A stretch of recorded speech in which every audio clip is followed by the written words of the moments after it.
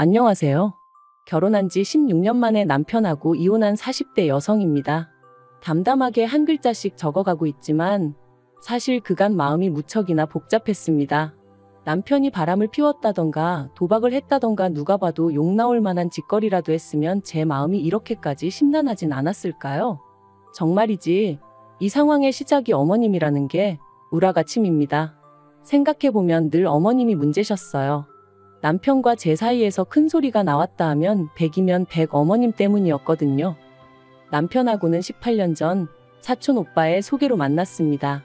그렇다고 사촌 오빠랑 남편이 얼마나 가까운 친구 사이였냐 하면 그건 아니었고 사촌 오빠도 건너 아는 사람이라 했는데 뭐 회사도 좋은데 다니고 하니까 건실한 청년 같다며 자기 딴에는 아끼는 여동생인 저를 챙겨준답시고 다리를 놔준 거였죠. 아무튼 그렇게 만나게 된 저희는 햇수로 1년을 연애했습니다. 그리고 남편이 어차피 둘 다 서로 확신이 있는데 굳이 시간 낭비할 필요가 뭐가 있냐 하며 결혼 이야기를 꺼냈고 저도 딱히 거절할 이유를 찾지 못했거든요. 그래서 그렇게 지금 생각해보면 조금은 번갯불에 콩구 어먹듯 부부의 연을 맺었습니다. 결혼 당시만 하더라도 양가 부모님이 다 살아계셨고 또 양쪽 다 형편이 빠듯한 것은 아니었기에 저희 친정에서 5천, 시댁에서 1억 해주셨습니다. 참고로 요새야 반반 결혼이니 뭐니 그렇게들 한다지만 16년 전만 하더라도 그래도 그림상이라고 해야 하나 분위기가 얼마라도 남자 쪽이 더 해오는 시기였어요. 그렇지 않으면 남자 쪽은 남자 쪽대로 자존심 상해했고 여자 쪽도 여자 쪽대로 좀 껄끄러워했다고 해야 하나 적어도 제 주변은 그랬거든요. 그리고 제가 이런 이야기를 하는 이유는 저희 친정에서 시댁보다 부족해서 돈을 덜 해주시고 그런 건 아니었다는 얘기가 하고 싶어서입니다. 추가로 제 연봉이나 남편 연봉이나 크게 차이나지 않았다는 것도 알려드리고 싶네요. 그런데 그렇게 지원을 받으면 뭐하나요? 이제 와서 말이지만 저희 시부모님 그 1억 해주시고 정말 어지간히도 사람을 못 살게 구셨습니다. 일단 시작은 당시에 서울에서 작은 아파트 하나 사서 신혼살림 차리고 얼마 되지 않았을 때였어요. 하루는 어머님이 연락도 없이 오셔서는 난데없이 밍크가 갖고 싶다고 하시더라고요. 당신 주변을 보니까 아들 장가 가는데 1억이나 해주고 꼴랑 가방 하나밖에 못 받은 사람은 당신밖에 없다고 하소연을 하시면서 말이죠. 황당했어요. 꼴랑 가방이라고 표현하셨지만 이름난 명품이었고 게다가 신상이니 어쩌니 해서 그 당시에 300만 원 가까이 주고 사드렸었거든요. 하지만 그때는 제가 시집 온 지 얼마 되지도 않았을 때였으니 그런 어머님을 어떻게 대해야 할지 모르겠는 거예요. 그런데 그때 옆에 있던 남편이 대뜸 어머님한테 죄송하다더니 이번 주 안으로 800만 원을 보내드리겠다대요. 그러자 저희 어머님 그제서야 표정 푸시고 저한테 하시는 말씀이 당신 아들 봐서 한번 봐준다나요? 그리고 여기서 끝이 아니었습니다. 이후로도 매달 생활비를 보태달라며 적게는 30만 원 많게는 50만 원도 받아가셨고 그런 와중에 또 명절이니 생신이니 있으면 그건 그거대로 돈 달라 하시고 솔직히 저나 남편이나 주변에 비슷한 나이대 사람들하고 비교했을 때 결코 적게 버는 돈이 아니었는데도 얼마나 부담스러웠는지 모릅니다. 그러다 결혼한 지 3년차 되던 해 아버님이 폐암 판정을 받으셨어요. 하지만 남편 말로는 한때 이모님이 보험 설계사로 일을 하셨고 그때 어머님 아버님 앞으로 갖가지 보험을 많이 들어놨으니 금전적인 부분은 크게 걱정할 게 없을 거라고 했었죠. 하지만 막상 까보니까 할 말이 없었습니다. 보험은 죄다 쓸데없고 엉뚱한 것만 가입되어 있어서 실제로 도움을 받을 수 있는 건 거의 없었거든요. 그러니 결국 그 병원비가 또 다 저희 주머니에서 나갔습니다. 심지어 나중에는 염치불구하고 저희 친정에서 1,000만 원까지 빌려가면서 아버님 병원비를 댔네요. 그리고 이 부분에 있어선 남편도 지금까지도 감사하게 생각하고 있기는 해요. 어머님은 살다 보면 그럴 수도 있는 거라며 별것도 아닌 걸로 제가 유세 부린다는 식으로 말씀하시지만요. 아무튼 제가 정말 계산기 들고 두들겨 보지는 않았지만 말이 좋아 1억 해주셨지 그 1억 진작에 다 받아가시고도 남았습니다. 그래도 저희 어머님은 주신 것만 기억하지 당신이 받아가신 건 언제 그런 일이 있었냐는 식이셨지요. 아무튼 아버님이 병원 생활 2년 하시고 돌아가셨고 이후로 저희 친정아버지도 심근경색으로 세상을 떠나셨습니다. 그러면서 양가 어머님 두 분 다 혼자가 되셨고 그렇게 혼자 지내게 되셨어요. 그런데 그렇게 되고 얼마 지나지 않았을 때였네요. 저희 둘째 애가 3살 좀 넘어가면서 잔병치레가 잦아졌고 그렇다 보니 어린이집에도 못 가는 날이 많아지더라고요. 그런데 문제는 어린이집에 아이를 맡기지 않으면 제가 출근을 할 수가 없잖아요. 그때도 물론 육아휴직이니 뭐니 제도가 없던 것은 아니었습니다만 그게 지금도 눈치가 엄청 보인다죠? 하물며 그럼 10년 전에는 어땠겠어요? 그래서 고민 끝에 어머님께 부탁을 드렸습니다. 참고로 어머님이 사시는 동네는 저희 부부가 사는 곳에서 차로 30분 정도 떨어져 있었거든요. 그래서 아이가 어린이집에 가기 어려울 경우에만 아침에 저희가 아이를 어머님 댁에 내려주고 퇴근길에 들려서 데리고 오겠다 했어요. 당연히 돈도 드리겠다 했고요. 그런데 어머님이 정말 단칼에 거절하셨습니다. 그리고 그 이유가 정말 너무 서운해서 지금도 생각만 하면 울컥하고 우라가 치미는데 당신 운동하러 다니는데 시간 맞추기 불편하다는 거였죠. 참고로 저희 어머님, 아버님 돌아가신 이후로 무슨 물 만난 물고기도 아니고 아주 신이 나서 어쩔 줄 모르시대요. 오만 할아버지들을 만나고 다니시면서 콜라텍이니 등산이니 어쩜 그렇게 하루도 안 빼놓고 놀러를 다니시던지 여러 가지로 대단하다 싶더라니까요. 아무튼 정말 하루도 안 도와주셨습니다. 단 하루도 말이죠. 그리고 결국 그 상황을 보다 못한 저희 친정어머니께서 저희 집 근처로 이사를 와주셨어요. 사실 지금도 생각하면 친정어머니한테는 죽을 죄를 진 것 같아 너무 죄송하고 눈물만 펑펑 나요. 저희 친정어머니는 친정아버지가 돌아가신 이후로 고향으로 내려가서 지내고 계셨어요. 고향에는 그래도 어머님 친척들도 있고 또 오랜 친구분들도 계셔서 심적으로 편하다고 하셨거든요. 그리고 또 땅값이나 집값이 싸다 보니 친정어머니가 좀 여유롭게 생활이 가능하셨죠. 근데 잘 가르쳐 놓은 딸이 애 키운다고 잘 다니던 직장을 관두게 될까봐 노심초사하시다가 결국 서울로 다시 올라오셨는데 그렇다 보니 원래 해놓고 사시던 거에 비해 상황이 너무 누추해지대요. 사람들과의 교류도 적어진 건 당연했고요. 정말이지 딸 하나 어떻게든 도와주시겠다고 여러 가지로 손해를 감수하고 올라와 주신 거였어요.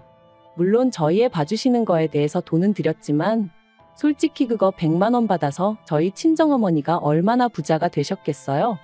그리고 그나마 받은 돈도 다시 손주들 이거 사주고 저거 사주고 저희 반찬해준다고 쓰시고 친정어머니가 저희에게 베풀어 주신 걸 이야기하자면 한도 끝도 없을 거예요.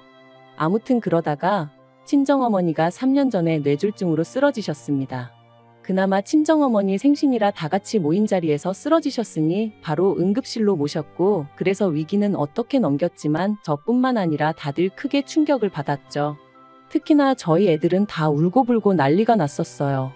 외할머니 잘못되면 어떡하냐면서 첫째는 원래 한 달에 한 번이나 기숙사에서 집에 올까 말까 했었는데 일주일에 한 번씩 내려오질 않나?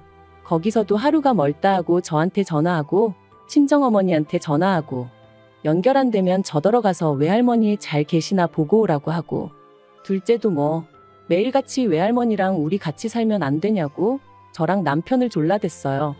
정말이지 저희 친정어머니라서 하는 말이 아니라 정말 저희 애들을 사랑과 정성을 다해 돌봐주시고 키워주셨거든요. 그래서 결국 남편과 상의 끝에 친정어머니를 저희 집에서 모시게 되었습니다. 마침 남편이 그 무렵 지방에 발령이 나면서 서로 불편할 일도 없겠다 싶기도 했고요. 남편은 어디 가면 꼭 마치 자기가 무슨 장모님을 모시고 산 사람 마냥 합가라고 표현을 하지만 저는 지금도 그 표현이 가당치도 않다고 생각합니다. 지방 발령을 받은 후 남편은 기숙사에 있는 첫째보다 더 낮은 빈도수로 집에 왔었고 그래서 친정어머니가 저희 집에 들어오시고 1년 만에 돌아가셨는데 그때까지 실제로 한 집에서 부딪힌 건 10번이 채 안 됐거든요. 그리고 저희 남편이 집에 오면 뭐 얼마나 살뜰히 저희 친정어머니를 챙겼냐 하면 그것도 아니었어요. 오히려 저희 친정어머니께서 사위 혼자 고생하다 왔다며 그 와중에도 상다리가 부러지게 한상 차려주시고 그랬죠. 그리고 남편이 뭐 이혼하게 된 마당에 이런 표현도 웃기지만 그런 부분에 있어서는 지금도 감사하다고 말은 해요. 다만 저더러 한다는 소리가 자기 어머니한테도 저희 친정어머니처럼 애들하고 가까워질 기회를 줘야 할 거 아니냐는데 저는 충분히 드렸다고 생각하거든요. 그 모든 기회를 차버리신 건 어머님 본인이시고요. 이런 이야기가 나오게 된 건 얼마 전에 있었던 어머님의 폭탄 선언 때문입니다. 친정어머니가 돌아가신 지 1년도 안 되었는데 어머님이 이제 당신 차례라며 합가를 하자고 하셨거든요. 그리고 그 이유가 정말 어이가 없었습니다. 원래도 저희 어머님은 당뇨에 고혈압에 난리도 아니셨는데 매일같이 놀러 다니시며 술 드시고 고기 드시고 한마디로 하나도 관리를 안 하셨어요. 그랬더니 이제 언젠가부터 몸이 예전 같지 않다면서 앞으로는 며느리가 해주는 밥 먹고 며느리가 빨아주는 옷 입고 그렇게 지내셔야겠다는 거예요. 어쩜 그렇게 한마디 한마디 어이없는 소리만 골라 하시던지 저 정말 하마터면 코웃음을 다 칠 뻔했다니까요. 그래서 제가 그런 말씀 마시라고 저 어머님하고 같이 못 산다 했습니다. 옛날까지 거슬러 갈 필요도 없다고 저희 친정어머니 병원 검사 가는 날이라 그날만이라도 둘째에 좀 챙겨달라 부탁드렸을 때 어머님 뭐라고 하셨냐? 왜 니네 엄마는 자기 몸뚱아리 하나 관리를 못해서 여러 사람 피곤하게 하냐고 하지 않으셨냐? 제가 그런 소리까지 들었는데 이제 와서 어머님 수발을 들고 싶겠냐고 못한다 했죠.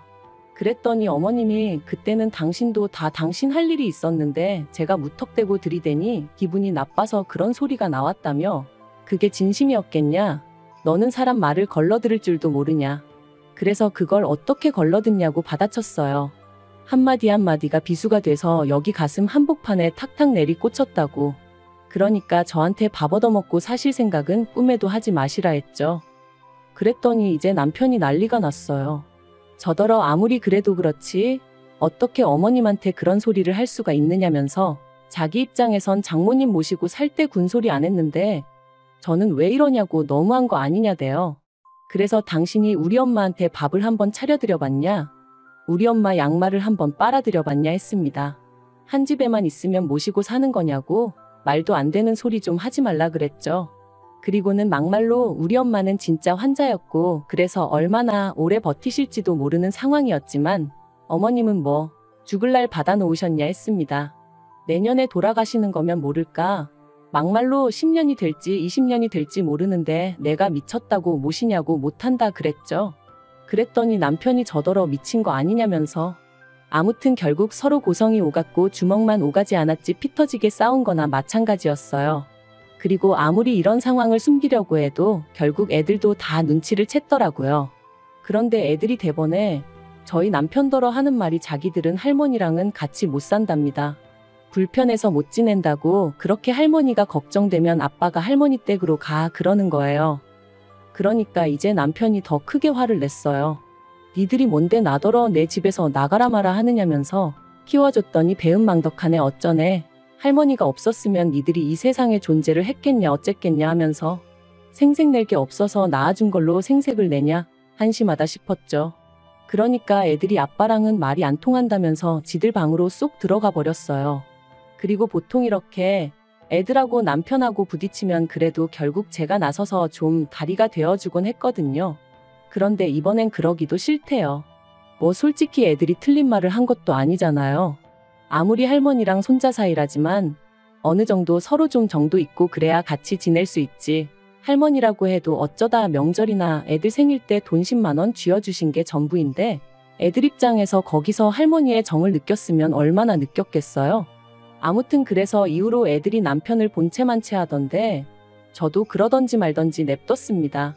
분명 올바른 가정교육은 아니었지만 남편이 너무 꼴보기가 싫으니까 제가 뭐라고 하기도 싫더라고요. 아무튼 그런 와중에 저희 어머님이 기어이 당신 짐을 싸들고 저희 집에 오셨습니다. 저희 친정어머니가 돌아가시기 전까지 쓰시던 작은 방에 당신 짐을 푸셨고요. 그리고는 그때부터 본격적으로 저를 잡기 시작하시대요. 집안이 왜 이렇게 우중충하냐? 반찬이 이게 뭐냐? 빨래를 왜 매일 안 하냐? 솔직히 제 입장에선 기도 안 찼습니다. 어머님이 살림을 얼마나 똑부러지게 하시던 분도 아닌데 그렇다고 제가 무슨갓 시집온 새색시도 아닌데 말도 안 되는 꼬투리를 잡아대시니 환장할 노릇이었죠. 그래서 결국 남편에게 우리냐 아니면 어머님이냐 둘 중 고르라 했습니다.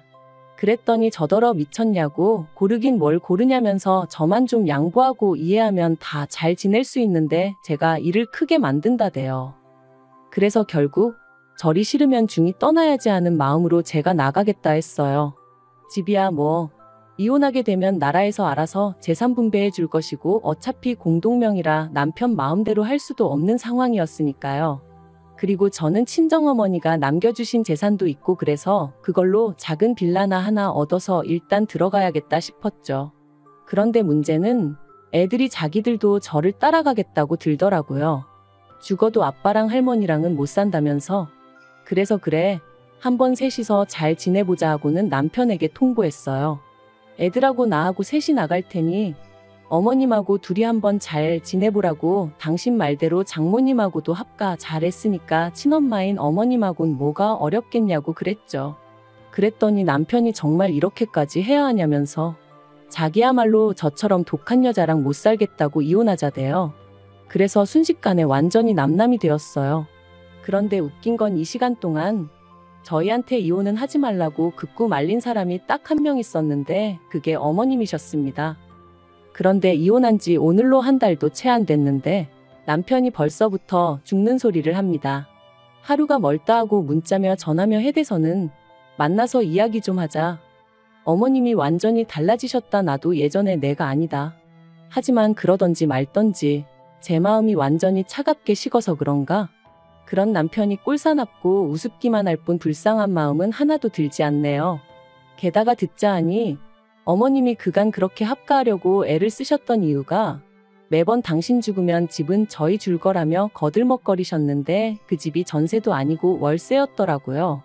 사귀던 할아버지가 있었는데 그분한테 잘 보이려고 비싼 골프용품을 어지간히 사다 바치셨던 모양입니다. 그 할아버지도 그 연세에 재혼을 미끼로 저희 어머님을 꼬여내셨던 모양이던데 뭐라 할 말이 없더라고요. 남편도 그 이야기를 하는 내내 속 터져 미치겠다고 울분을 삭히지 못했고요. 아무튼 뭐 그러니 이제 그나마 월세 내는 것도 빠듯해서 저희 집에 들어오려고 하셨던 건지 솔직히 그 속이야 어머님만 아시겠죠. 저는 이제 관심 없어요. 남편한테 그간 못한 효도한다 생각하고 어머님한테 잘해드리라 한마디 했고 마음 같아선 핸드폰 번호도 바꿔버릴까 했지만 애들 때문에 그건 현실적으로 좀 어렵겠더라고요. 어떻게 마무리를 해야 하나 싶은데 이렇게 사는 사람도 있습니다. 하늘에 계신 친정어머니가 이혼해서 졸지에 혼자 애 둘을 키워야 할 딸을 보면 마음이 얼마나 아프실까 싶지만 그래도 또 한편으론 그런 친정어머니가 절 지켜봐 주실 거라 생각하니 용기가 나는 것 같네요. 보란듯이 잘 살아볼게요.